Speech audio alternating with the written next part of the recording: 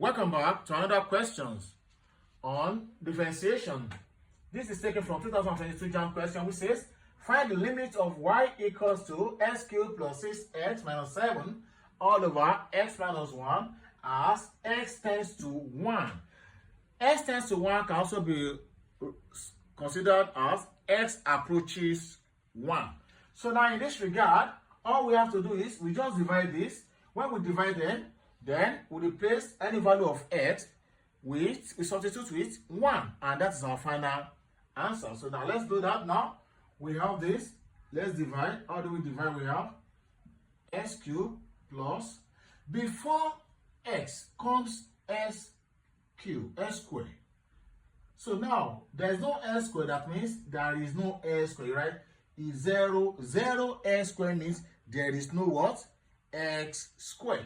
So now comes 6x minus 7, and this is called the dividend. The dividend. And this one here is x minus 1. It is called the divisor. And anything we get here will be referred to as the quotient. And whatever the final answer becomes will be referred to as the remainder. So now let's divide this. How do we go about that? Take the first thing that comes here and divide it by the first thing that comes here. So we say s cubed all over x. That gives us minus 1. That gives us x squared. So now that we have x squared, we write the x squared. We write it as the quotient, x squared. You now multiply this x squared to everything here. X squared times s will give you s cubed.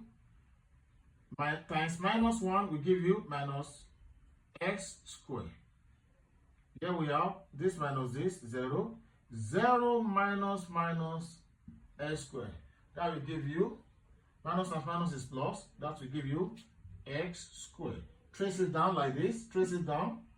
We have plus. Trace it down. We have 6x. So next thing we have to do is what? Still do the same thing we did here.